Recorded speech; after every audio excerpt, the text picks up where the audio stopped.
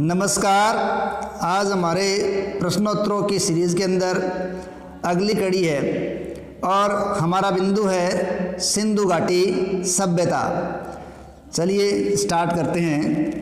पहला प्रश्न है, हड़प्पा की समकालीन सभ्यता रंगपुर कहाँ से प्राप्त हुई है? देखिए, हड़प्पा की समकालीन सभ्यता रंगपुर गुजरात से प्राप्त हुई है। कहाँ से प्राप्त हुई है? गुजरात से। ठीक है, देखिए गुजरात एक ऐसा क्षेत्र है जहाँ से सिंधुकालीन सभ्यता के अनेक क्षेत्र प्राप्त हुए हैं, जैसे सुरकोतड़ा गुजरात, ठीक है, धोलावीरा गुजरात, रंगपुर गुजरात, लोथल गुजरात, ये सब क्षेत्र है वो गुजरात से मिले। और यूँ कहें कि सर्वाधिक स्थल हमें गुजरात से मिले तो सबसे सही बात और सटीक बात है। ठीक है, नेक्स्ट क्वेश्चन है, सिंधु सभ्यता के निवासी किस धातु से परिचित नहीं थे? देखिए, सिंधु घाटी सभ्यता के निवासी तांबा, कांसा, सोना सभी धातुओं से परिचित थे, लेकिन वो लोग लोहे से परिचित नहीं थे। ठीक है, किससे परिचित ने? लोहे से परिचित नहीं थे। देखिए, ये एक बड़ी ही एक सोचनीय बात है कि सिंधु सभ्यता के निवासी शहरी थे, नगरीय थे, व्यापारिक थे, लेकिन फिर भी ये लोग लोहे से परिचित नहीं थे। नेक्स्ट क्वेश्चन है, सिंधु सभ्यता के लोग किस पशु से परिचित नहीं थे? देखिए, सिंधु घाटी सभ्यता के लोग हाथी से परिचित थे, बैल से परिचित थे, हिरण से परिचित थे। इस प्रकार के संकेत उनकी मोहरों मुद्राओं से पता चलता है। लेकिन सिंधु घाटी सभ्यता के लोग घोड़े से परिचित नहीं थे। लेकिन हम ये बात कहें कि सिंधु घाटी सभ्यता के लोग पूरी तरीके से घोड़े से परिचित नहीं थे तो शायद ये असंगत बात रहेगी। क्यों? क्योंकि शायद हो सकता है कि घोड़ा इनका सर्वमान्य पशु नहीं रहा होगा, लेकिन फिर भी कहीं कहीं घोड़े के अस्तित्व के प्रमाण जरूर मिलते हैं। और इन प्रमाण के अंदर हम बात करें तो सुरकोतड़ा से घोड़े की अस्थियां मिली है, राणा गुंडे से घोड़े के दांतों के अवशेष मिले हैं, और लोथल से घोड़े की मृण मूर्तियां प्राप्त हुई है। हो सकता है घोड़ा एक सर्वमान्य पशु नहीं होगा, लेकिन उसके अस्तित्व के प्रमाण हम कह सकते हैं कहीं कहीं मिले। लेकिन यह ऑप्शन के अनुसार क्या सही रहेगा? घोड़ा। नेक्स्ट क्वेश्चन है, सिंधु लिपि लिखी जाती थी। एक लिपि है, यहाँ ऑप्शन होगा द सही है। कैसे लिखी जाती थी? देखिए, सिंधु लिपि है, उसमें पहली पंक्ति है वो दाईं से बाईं ओर लिखी जाती थी। अगर अपना केवल ऑप्शन इतना है तो हम उसे कहेंगे कि दाईं से बाईं लिखी जाती थी। लेकिन यदि पंक्तियों की संख्या ज़्यादा है तो पहली पंक्ति दाईं से बाईं ओर आती थी, लेकिन अगली पंक्ति है वो बाईं से दाईं ओर चलती थी, और इसी प्रकार ये क्रम चलता रहता था। इसलिए इस प्रकार की लिपि को बुस्त्रोफेदन कहा गया है, गोमुद्रिका लिपि कहा गया है। ठीक है, तो इस प्रकार यह ऑप्शन द सही रहेगा कि दाएं से बाएं और फिर बाएं से दाएं। नेक्स्ट अगला क्वेश्चन है, निम्न में से कौन सी बात लोथल से संबंधित नहीं है? ठीक है, यहाँ देखिए, ये क्षेत्र सराग वाला गांव के पास स्थित है। ठीक है, लोथल कहाँ है? सराग वाला गांव के पास स्थित है। दूसरा इसमें अपने को दिया गया है, यहाँ गढ़ी व शहर एक ही दीवार से घिरे थे। तीसरा अपने को दिया गया है, यहाँ से सती प्रथा के संकेत मिले हैं। और चौथा ऑप्शन है, यहाँ से दुर्ग या गढ़ी के प्रमाण नहीं मिले हैं। देखिए, पहले तीन क्षेत्र दे रखे हमें को, ए ब से तीनों है वो लोथल से संबंधित है। यहाँ सराग वाला गांव के समीप भी है, गढ़ी और शहर एक ही दीवार से भी घिरे हैं, सती प्रथा के संकेत भी मिले हैं, लेकिन यहाँ से हमें दुर्ग या गढ़ी के प्रमाण नहीं मिले। ये बात गलत है। क्यों? कि एकमात्र क्षेत्र जिसकी हम बात करें जहां से दुर्ग या गढ़ी के प्रमाण नहीं मिले, वो क्षेत्र कौन सा है? वो चनूदड़ो है। ठीक है, यानी चनूदड़ो एक ऐसा क्षेत्र है जहां से हमें दुर्ग या गढ़ी के कोई प्रमाण नहीं मिले। नेक्स्ट क्वेश्चन है, निम्न में से कौन सा कथन मोहनजोदड़ो से संबंधित नहीं है? तो पहला है हमें ग्रेट बाथ की प्राप्ति। देखिए ग्रेट बाथ या एक वृहद स्नानागार जो हमें मोहनजोदड़ो से मिला है, और इसी ग्रेट बाथ को जॉन मॉर्सल ने एक तात्कालिक विश्व का आश्चर्यजनक आविष्कार भी कहा है। तो ये मोहनजोदड़ो से ही मिला है। 27 कोठों से बना अन्नागार, ये हमें कहाँ से मिला है? ये भी मोहनजोदड़ो से प्राप्त हुआ है। तीसरा है 2 मुंह वाले राक्षस के चित्र वाली मुद्रा। देखिए 2 मुंह वाले राक्षस के चित्रण की जो मुद्रा है वो मुद्रा हमें मोहनजोदड़ो से नहीं मिली है, वो लोथल से मिली है। ठीक है, ध्यान रखें कहाँ से मिली है? लोथल से। और 5 बेलनाकार मोहरों की जहाँ तक बात है ये हमें मोहनजोदड़ो से प्राप्त हुई है। तो यहाँ असंगत हो गया 2 मुंह वाले राक्षस के चित्रण वाली मुद्रा। नेक्स्ट है निम्न में से कौन सा कथन हड़प्पा से संबंधित नहीं है? पहला ऑप्शन यहाँ दिया गया है रावी नदी के दाएं तट पर बसा शहर। देखिए पहला ही ऑप्शन गलत है। दरअसल हड़प्पा है वो रावी नदी के बाएं तट पर बसा है, ना कि दाएं तट पर। और नेक्स्ट ऑप्शन इसमें R37 कब्रिस्तान है वो हमें मिला है, सही है। सेलखड़ी की 800 मोहरें भी मिली हैं, अन्नकूटने के 18 वृत्ताकार चबूतरे भी मिले हैं, सब सही है। लेकिन ये दाएं तट की बजाय बाएं तट पर स्थित था, इसलिए ऑप्शन ए गलत होगा।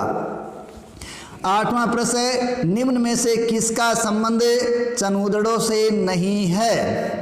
ठीक है, तो यहाँ में दिया गया है इसकी खोज 1931 में NG मजूमदार द्वारा की गई। देखिए बिल्कुल सही है, चनूदड़ो की खोज है वो 1931 में मजूमदार द्वारा की गई थी। दूसरा अपने को दिया गया लिपस्टिक के साक्ष्य, बिल्कुल यहाँ से लिपस्टिक के साक्ष्य मिले हैं, सौंदर्य प्रसाधन सामग्री के साक्ष्य मिले हैं। वक्राकार ईंटें, देखिए वक्राकार ईंटों की प्राप्ति का एकमात्र स्थल है वो चनूदड़ो ही है। तो यहाँ अपना ऑप्शन 4 आ रहा है मोहरों की प्राप्ति आयताकार। देखिए आयताकार मोहरों की प्राप्ति हमें चनूदड़ो से नहीं हुई है, तो यहाँ इस प्रकार ये ऑप्शन गलत हो जाएगा। 9वां प्रश्न अपने को दिया गया ऊंट की अस्थियों के प्रमाण कहाँ से मिले हैं? तो ऊंट की अस्थियों के प्रमाण मिले हैं कालीबंगा। ठीक है, कालीबंगा है वो राजस्थान में घग्गर नदी के किनारे प्राप्त एक सभ्यता है जिसकी खोज अमलानंद घोष के द्वारा की गई थी। 10वां प्रश्न हाथी दांत कहाँ से मिला है? देखिए हाथी दांत का पैमाना और पूरा हाथी दांत ये मिला है हमें लोथल से। कहाँ से मिला है? लोथल। ठीक है, तो हाथी दांत का पैमाना और हाथी दांत लोथल से मिला है। राखी गढ़ी स्थल कहाँ से मिला है? राखी गढ़ी स्थल है वो हमें हिसार हरियाणा से प्राप्त हुआ है। कहाँ से मिला है? हिसार हरियाणा। ठीक है, देखिए राखी गढ़ी की जहाँ तक बात है, राखी गढ़ी है वो नए खोजे गए स्थलों के अंदर शामिल एक स्थल है। ठीक है, नेक्स्ट प्रश्न है सादीकोर नदी के किनारे स्थित कौन सा क्षेत्र था? किस नदी के किनारे? सादीकोर नदी के किनारे। देखिए सादीकोर नदी के किनारे है वो सोतका को था। कौन सा था? सोतका को है। सोतका को कहाँ है? ये बलूचिस्तान का है। हालांकि पहले ऑप्शन में मैंने को दे रखा है डाबरकोट। देखिए डाबरकोट है वो भी बलूचिस्तान का है, लेकिन ये बिंदार नदी के किनारे है। ठीक है, तो यहाँ अपना ऑप्शन है सादीकोर नदी के किनारे कौन सा है? सोतका को। मुंडीगा कहाँ से मिला है? अफगानिस्तान से मिला है। और आमरी हमें सिंध से प्राप्त एक सभ्यता है। नेक्स्ट अपने को 13वां प्रश्न दिया गया है आमरी की खोज किसने की थी? देखिए आमरी है उसकी खोज सिंध पाकिस्तान के अंदर NG मजूमदार द्वारा की गई थी। ठीक है, किसके द्वारा की गई? NG मजूमदार, उन्होंने ही चनूदड़ो की खोज की थी। तो यहाँ NG मजूमदार है वो सही होगा। और जहाँ तक RS विश्व की बात है तो उनका संबंध बनवाली और धोलावीरा से। RS विश्व किससे जुड़े हुए हैं? बनवाली और धोलावीरा से। और यहाँ सही क्या रहेगा? NG मजूमदार, जो महत्वपूर्ण स्थल के रूप में चनूदड़ो खोजकर्ता भी थे। नेक्स्ट है एक ऐसा स्थल जहां से प्राक हड़प्पा का कोई साक्ष्य नहीं मिला। ठीक है, देखिए एक ऐसा स्थल जहां से प्राक हड़प्पा का कोई साक्ष्य नहीं मिला, वो सुरकोटड़ा क्षेत्र है। कौन सा है? सुरकोटड़ा। और सुरकोटड़ा में कहां से मिला है? ये गुजरात से मिला है। ठीक है, और एक बंदरगाह के रूप में प्रसिद्ध था और यहां से महत्वपूर्ण अवशेष के रूप में घोड़े की अस्थियां भी प्राप्त हुई है। नेक्स्ट क्वेश्चन अपने पास है कब्र के नीचे कुत्ते का स्वादान कहां से मिला है? देखिए कब्र के नीचे कुत्ते का स्वादान है वो मिला है हमें रोपड़ से। कहां से मिला है? रोपड़। देखिए रोपड़ जो सभ्यता है वो हमें पंजाब से सतलज नदी के किनारे मिली है। कहां से मिली है? पंजाब में सतलज नदी के किनारे मिली है। और ये रोपड़ आज पंजाब का आधुनिक रूपनगर नाम से जाना जाता है। ठीक है, देखिए यहाँ बुर्जोम का कई संकेत लगा सकते हैं, लेकिन ध्यान रखिए बुर्जोम यहाँ विशेष अलग इसलिए है कि यहाँ मालिक के साथ कुत्ते को दफनाने के साक्ष्य मिले, यानी पालतू कुत्ते उनके मालिक के साथ दफनाए गए। और यहाँ अपने को प्रश्न पूछा गया कब्र के नीचे कुत्ते का स्वादान, तो उसका उत्तर होगा रोपड़। ध्यान रहे, इसमें कंफ्यूज न हो। नेक्स्ट क्वेश्चन है निम्न में से सुमेलित नहीं है। तो यहाँ स्थल दिया गया है और नदी दी गई है। लोथल भोगवा नदी के किनारे बिल्कुल सही है, गुजरात की सभ्यता है। रोपड़ सतलज नदी के किनारे पंजाब की सभ्यता है, सही है। मांडा जम्मू कश्मीर चिनाब नदी के किनारे बिल्कुल सही है। और राखी गढ़ी हिसार हरियाणा घग्गर नदी के किनारे ये भी बिल्कुल सही है। तो यहाँ चारों ऑप्शन सही है, इसमें कोई असंगत नहीं है। बस ध्यान रखें कहीं कहीं राखी गढ़ी के साथ सरस्वती का नाम भी आ सकता है, तो कोई दिक्कत वाली बात नहीं है, बाकी ये चारों सुमेलित हैं। नेक्स्ट क्वेश्चन निम्न में से सुमेलित नहीं है। लोथल रंगनाथ राव। ठीक है, लोथल क्या है? रंगनाथ राव। और नेक्स्ट प्रश्न अपने को दिया गया इसमें धोलावीरा जगपति जोशी। ठीक है, और तीसरा अपने को दिया गया कालीबंगा अमलानंद घोष। देखिए तीनों ही सही है। लोथल है वो रंगनाथ राव या एस.आर. राव, धोलावीरा जगपति जोशी, जेपी जोशी, कालीबंगा ए घोष या अमलानंद घोष। लेकिन जहां तक बनवाली की बात है उनका नाम एनजी मधुमचार से नहीं जुड़ा है, यहाँ आर.एस. बिष्ट होना चाहिए।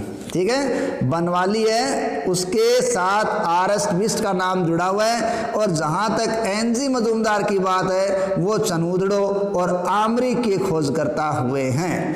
नेक्स्ट निम्न में से कौन अलग है? हड़प्पा, मोहनजोदड़ो, कोडदिजी और रपड़। देखिए यहाँ हड़प्पा, मोहनजोदड़ो, कोडदिजी तीनों ही पाकिस्तान के क्षेत्र है, जबकि रोपड़ ये पंजाब में सतलज नदी के किनारे प्राप्त क्षेत्र है। नेक्स्ट सिंधु सभ्यता में कौन सी फसल नहीं ली जाती थी? देखिए सिंधु घाटी सभ्यता में दाल है वो नहीं ली जाती थी। ठीक है, यानी गेहूं, बाजरा, चावल ये सब फसल वो लगाते थे, लेकिन दाल के लगाने के कोई साक्ष्य वहां से में प्राप्त नहीं होते हैं। नेक्स्ट तांबे का एरोहेड कहाँ से मिला है? देखिए तांबे के एरोहेड की जहाँ तक बात है वो हमें कोडदिजी से मिला है। कोडदिजी सभ्यता है वो हमें पाकिस्तान से मिली है। और कोडदिजी सभ्यता के अग्निकांड से नष्ट होने के प्रमाण मिलते हैं। और ये जो कोडदिजी सभ्यता है उसकी साम्यता राजस्थान की कालीबंगा सभ्यता से भी की जाती है।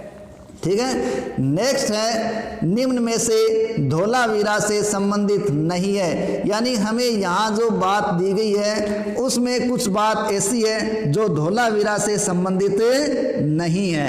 ठीक है, तो यहाँ कौन सी बात है? सबसे पहला दे रखा है सबसे बड़ा नागरिक अभिलेख, बिल्कुल सही है। धोलावीरा से हमें सबसे बड़ा नागरिक अभिलेख प्राप्त हुआ है। दूसरा दे रखा है मध्यम नगर, ठीक है ये भी बिल्कुल सही है कि धोलावीरा है वो एकमात्र ऐसा स्थल है जो 3 भागों में बंटा हुआ था और एक नगर को बीच वाले को मध्यम नगर का दर्जा दिया गया है। सही ऑप्शन में है सड़कों पर बैलगाड़ी के पहियों के निशान। देखिए ये बात गलत है, सड़कों पर बैलगाड़ी के पहियों के निशान है, ये बनवाली क्षेत्र से संबंधित है। ठीक है, और यहाँ खास बात ये भी ध्यान रखें कि ये जो क्षेत्र है बनवाली, इसमें जो बैलगाड़ी के पहियों के निशान मिले हैं उनके बीच की दूरी उतनी है जितनी आज के साधन के बीच दूरी होती है। ठीक है, और नेक्स्ट दे रखा है सुंदर जल प्रणाली।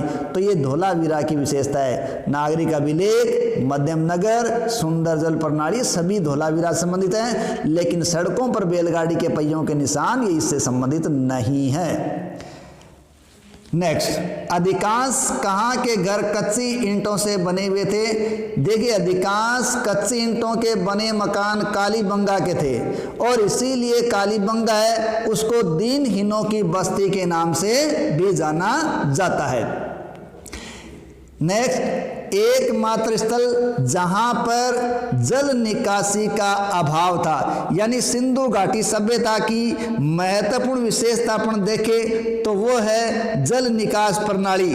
लेकिन फिर भी कोई स्थल ऐसा है जहां से जल निकास प्रणाली नहीं मिलती, तो वो क्षेत्र है बनवाली। ठीक है, बनवाली हिसार हरियाणा से प्राप्त क्षेत्र, जिसे समृद्धों का क्षेत्र भी कहा जाता है। यहाँ से हमें वाश बेसिन के साक्ष्य भी मिले हैं और बनवाली में सिंधु घाटी सभ्यता के महत्वपूर्ण शहरों के सभी लक्षण देखने को मिलते हैं। तो ये समृद्धों का शहर के नाम से भी जाना गया है, लेकिन यहाँ ऑप्शन है जल निकास प्रणाली का अभाव था। ठीक है, तो यहाँ क्या ऑप्शन हो जाएगा? जल निकास प्रणाली का अभाव। नेक्स्ट, अपनी नगर योजना के अनुसार सुरकोटड़ा व कालीबंगा के पश्चिमी टीलों से मिलता जुलता क्षेत्र कौन सा है? ठीक है, अपनी नगर योजना के अनुसार, ठीक है, बनवाली है वो सुरकोटड़ा और कालीबंगा से मिलता जुलता है, तो कौन सा? बनवाली। नेक्स्ट, निम्न में से कौन सा सैंधव सभ्यता से संबंधित कथन नहीं है? या नीचे हमें जो कथन दिए गए हैं वो सिंधु घाटी सभ्यता से संबंधित है, लेकिन इनमें एक बात ऐसी है जो यहाँ गलत है। ठीक है, इनमें पहला अपने वो दे रखा है सैंधव सभ्यता के दुर्ग प्राय छिद्रित परकोटे से घिरे होते थे। ये बात सही है, यानी जो क्षेत्र थे दुर्ग बनाए जाते थे उनके चारों ओर परकोटा बनाया जाता था और ये ऊंचाई पर बनते थे और ये अधिकांश पश्चिमी क्षेत्र की तरफ होते थे, जबकि पूर्वी दिशा के अंदर है वो निचला नगर हुआ करता था जो कि परकोटे से घिरा हुआ नहीं होता था। दूसरा, भवन निर्माण में सजावट की बजाय उपयोगिता पर ध्यान दिया जाता था, ये भी बिल्कुल ठीक है। तीसरा है कुएं प्राय नालियों के समीप थे, ये भी ठीक है। यानी एक बात और ठीक है, सिंधु समाज के प्रत्येक घर में लगभग एक कुआं जरूर होता था। चौथा, सिंधु सभ्यता की सर्वाधिक समानता मेसोपोटामिया से की जाती है, यहाँ ये बात गलत है। सिंधु घाटी सभ्यता की सर्वाधिक समानता मेसोपोटामिया की बजाय सुमेरियन सभ्यता से की जाती थी। किस सभ्यता से की जाती थी? सुमेरियन सभ्यता से की जाती थी। हमारा टॉपिक है सिंधु घाटी सभ्यता। सबसे पहला प्रश्न इसके अंदर यहाँ आ रहा है, सिंधु वासियों ने सबसे ज़्यादा किस धातु का इस्तेमाल किया? देखिए, सिंधु वासियों ने सबसे ज़्यादा कांसा धातु का इस्तेमाल किया था। देखिए, सिंधु घाटी सभ्यता है वो आधे ऐतिहासिक कालीन सभ्यता थी जिसके अंदर कांसे का बहुतायत से इस्तेमाल हुआ है, और जहाँ तक लोहे की बात है ये लोहे से परिचित नहीं थे। ठीक है, नेक्स्ट है, अधिकांश इतिहासकारों के अनुसार सिंधु सभ्यता के निर्माता कौन थे? तो जहाँ तक अधिकांश इतिहासकारों की बात करें तो उन्होंने द्रविड़ को सिंधु घाटी सभ्यता के निर्माता के रूप में स्वीकार किया है, और द्रविड़ को निर्माता के रूप में स्वीकार करने वालों के अंदर सबसे मुख्य नाम लिया जाता है तो वो है मार्शल महोदय का। इसके अलावा कुछ विद्वान आर्यों को भी सिंधु घाटी सभ्यता के निर्माता के रूप में मानते हैं। तीसरा प्रश्न है, हड़प्पा के टीलों के विषय में सबसे पहले जानकारी किसने दी? देखिए, हड़प्पा के टीलों के बारे में सबसे पहले जानकारी देने वाले विद्वान रहे हैं चार्ल्स मेसन, जिन्होंने 1826 के अंदर इनके बारे में जानकारी दी थी। सिंधु घाटी सभ्यता का वर्तमान में विस्तार कितना है? देखिए, सिंधु घाटी सभ्यता का वर्तमान में विस्तार 20 लाख वर्ग किलोमीटर है। देखिए, अब तक है वो लगभग सिंधु घाटी सभ्यता का विस्तार है वो 13 लाख वर्ग किलोमीटर माना जा रहा था, जो पूरा देखें तो 12,99,600 वर्ग किलोमीटर माना गया था। ठीक है, लेकिन अब वर्तमान में जैसे जैसे इसके स्थलों की खोज बढ़ती जा रही है और इसका विस्तार भी बढ़ता जा रहा है, तो अब हाल ही में इसके लिए 20 लाख वर्ग किलोमीटर का विस्तार स्वीकारा गया है। ठीक है, सिंधु घाटी सभ्यता का उत्तरी क्षेत्र किस नदी के किनारे था? देखिए, सिंधु घाटी सभ्यता है वो उत्तर दक्षिण पूर्व पश्चिम जो बिंदु थे उनके अंदर उत्तरी दिशा के अंदर जम्मू कश्मीर, ठीक है, और दक्षिणी भारत की बात करें या दक्षिण में बात करें तो महाराष्ट्र, ठीक है, और पूर्व के अंदर उत्तर प्रदेश और इधर सुतकंगेंड और गुजरात। ठीक है, तो इस प्रकार ये चारों दिशाओं के अंदर बंटी हुई थी या फैली हुई थी। उसमें उत्तरी भारत या उत्तरी क्षेत्र की बात करें तो सिंधु घाटी सभ्यता का उत्तरी क्षेत्र मांडा ये जम्मू कश्मीर का था जो चेनाब नदी के किनारे था। ठीक है, मांडा कहाँ था? जम्मू कश्मीर। किस नदी के किनारे? चेनाब नदी के किनारे स्थित एक क्षेत्र था। ठीक है, नेक्स्ट प्रश्न आते हैं, सिंधु सभ्यता के माप तोल की सर्वाधिक प्रचलित इकाई किस अनुपात में थी? तो सिंधु घाटी सभ्यता के अंदर देखिए 4, 8, ठीक है, 16 इस प्रकार इकाइयाँ थी, लेकिन उनका जो पूरा हिसाब देखा जाए तो सर्वाधिक प्रचलित इकाई 16 के अनुपात में थी। तो सिंधु सभ्यता में माप तोल की सर्वाधिक प्रचलित इकाई किस माप में थी या 16 के अनुपात में थी। नेक्स्ट है, सिंधु लिपि को पढ़ने का प्रथम प्रयास किसके द्वारा किया गया? देखिए, सिंधु लिपि को पढ़ने का पहला प्रयास वेडेल महोदय ने किया था। किसने किया? वेडेल महोदय ने। और ये जो पहला प्रयास था वो 1925 में किया गया था, जबकि जहाँ तक नटवर जहाँ की बात करें इनके द्वारा नवीनतम प्रयास किया गया था और ये प्रथम भारतीय भी थे। नेक्स्ट, सिंधु घाटी सभ्यता का दक्षिणतम क्षेत्र कौन सा था? जैसा हमने ऊपर अभी देखा है, उत्तर में जम्मू कश्मीर था, ठीक है, तो दक्षिण के अंदर महाराष्ट्र था और महाराष्ट्र का क्षेत्र है देमाबाद। ठीक है, यानी सिंधु घाटी सभ्यता का दक्षिणतम बिंदु देमाबाद महाराष्ट्र का था, जिसका पर्टिकुलर स्थान अहमदनगर है। ठीक है, अहमदनगर। और ये जो देमाबाद है वो परवरा नदी के किनारे था। किस नदी के किनारे? परवरा। और जो परवरा नदी है वो गोदावरी की सहायक नदी है। किसकी? गोदावरी की सहायक नदी है, इसके किनारे देमाबाद था। नेक्स्ट, सिंधु घाटी सभ्यता पूर्व से पश्चिम कितनी लंबाई में फैली हुई थी? तो जहाँ तक पूर्व से पश्चिम की बात करें यह 1600 किलोमीटर लंबाई में फैली हुई थी। ठीक है, सिंधु घाटी सभ्यता का कुल क्षेत्र वर्तमान में 20 लाख वर्ग किलोमीटर माना जा रहा है, तो ये पूर्व से पश्चिम में कितनी मानी जा रही है? 1600 किलोमीटर। नेक्स्ट, हड़प्पा में खुदाई का कार्य किस वर्ष शुरू किया गया? तो यहाँ हड़प्पा में खुदाई का कार्य 1921 में शुरू किया गया था और जिसका नेतृत्व जॉन मार्शल द्वारा किया गया था। ठीक है, हड़प्पा में खुदाई का नेतृत्व करने वाले कौन थे? John Marshall. और ये खुदाई करने वाले उत्खननकर्ता थे दयाराम साहनी और माधव स्वरूप वत्स। ठीक है, तो हड़प्पा के उत्खननकर्ता कौन कौन है? दयाराम साहनी और माधव स्वरूप वत्स। और ये कार्य शुरू हुआ 1921 में। सिंधु लिपि है, यानी सिंधु जो लिपि थी वो किस प्रकार की लिपि थी? देखो, सिंधु लिपि थी वो एक प्रकार की भाव चित्रात्मक लिपि थी। किस प्रकार की? भाव चित्रात्मक, यानी चित्र के द्वारा भावों को दर्शाने का कार्य किया गया था।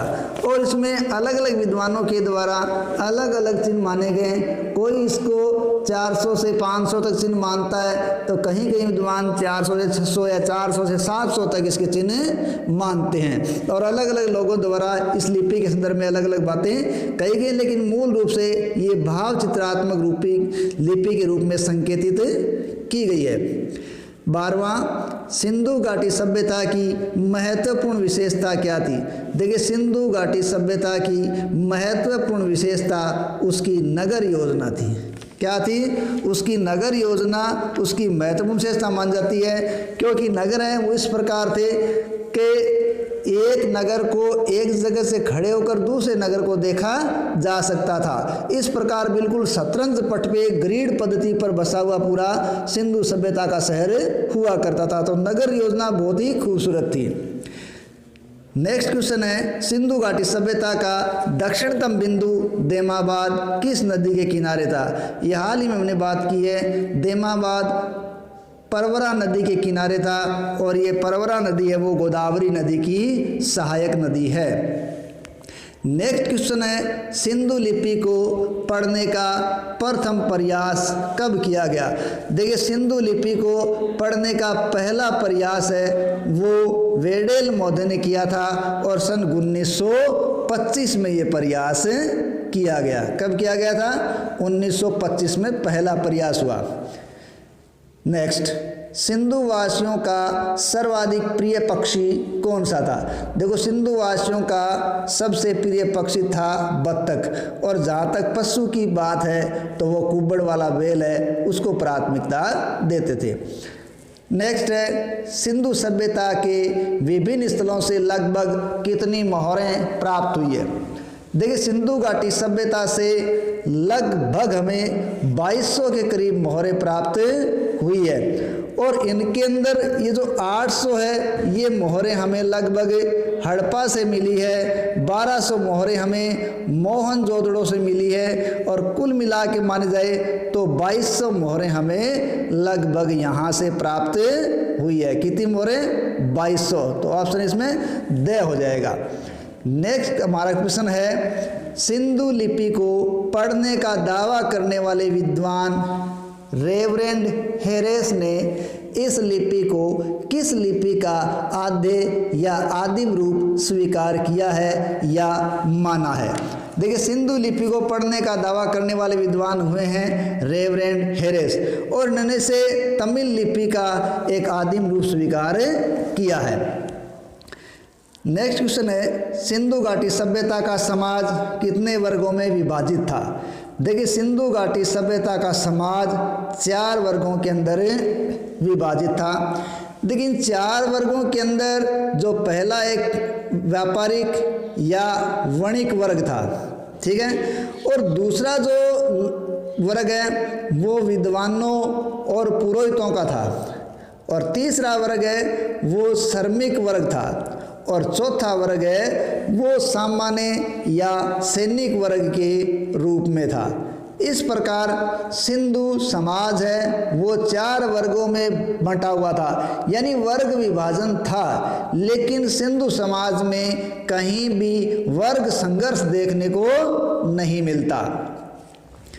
नेक्स्ट प्रश्न है, सिंधु घाटी सभ्यता के लोग किस धातु से अपरिचित थे? तो वो धातु है लोहा, ठीक है, लोहे से ये लोग अपरिचित थे, जबकि तांबे का इन्होंने भरपूर इस्तेमाल किया है। टेराकोटा किसे कहते हैं? देखो, टेराकोटा का शाब्दिक अर्थ क्या होता है? शाब्दिक अर्थ होता है आग में पकाया हुआ। तो यहाँ क्या ऑप्शन आ जाएगा? आग में पकी हुई मिट्टी को क्या कहा गया है? टेराकोटा कहा गया है, और उस आग में पकाकर मिट्टी से कई कलाकृतियाँ, प्रतिमा, मूर्तियाँ, मोहरें आदि बनाई जाती थी, ठीक है। तो ये आग में पकी हुई मिट्टी क्या कहलाई? टेराकोटा। नेक्स्ट प्रश्न है, कब्रिस्तान एच संस्कृति कहाँ से प्राप्त हुई है? देखिए, कब्रिस्तान एच संस्कृति हमें हड़प्पा से प्राप्त हुई है। थोड़ी सी यहाँ बात कर लें कि कब्रिस्तान एच संस्कृति आखिर है क्या। देखिए, अमूमन क्या था कि कोई भी शव था, उस शव का सर उत्तर में होता था, लेकिन उसके पैर दक्षिण के अंदर होते थे। ठीक है, और ऐसा होता आया है। लेकिन यहाँ एक स्थिति ऐसी मिली है हड़प्पा से जिसमें सिर तो दक्षिण की तरफ है लेकिन उसके पैर उत्तर की तरफ है। इस समाधि को या इस कब्रिस्तान को ऐत संस्कृति कहा गया है। ठीक है, यानी ऐत संस्कृति में क्या विशेष है कि इसमें जो कब्र है उसमें सब का सर दक्षिण की तरफ है और पैर उत्तर की तरफ हैं, ये इसमें अलग बात है। इसके अलावा हड़प्पा से ही हमें R37 कब्रिस्तान के साक्ष्य मिले हैं और विदेशी ताबूत में भी सब के साक्ष्य हमें यहाँ से मिले हैं। ठीक है, नेक्स्ट, हड़प्पा का वैदिक ग्रंथों में उल्लेखित शब्द हरयूपिया से संबंध किसने स्थापित किया है? तो हड़प्पा का हरयूपिया से संबंध स्थापित करने वाले विद्वान है व्हीलर महोदय। ठीक है, नेक्स्ट क्वेश्चन है, सिंधु सभ्यता में एक दूसरे को समकोण पर काटती सड़कें कैसी थी?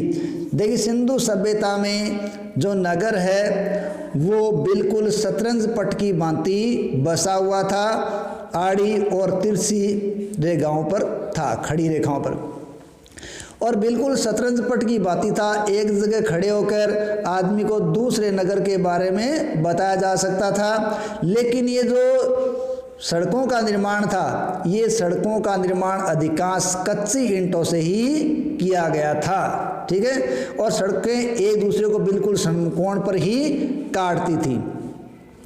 नेक्स्ट इसमें क्वेश्चन है, हड़प्पा तथा मोहनजोदड़ो को एक विस्तृत साम्राज्य की जुड़वा राजधानियों का दर्जा किसने दिया है या किसने कहा है? देखिए, ये विद्वान हुए हैं पिग्गट महोदय।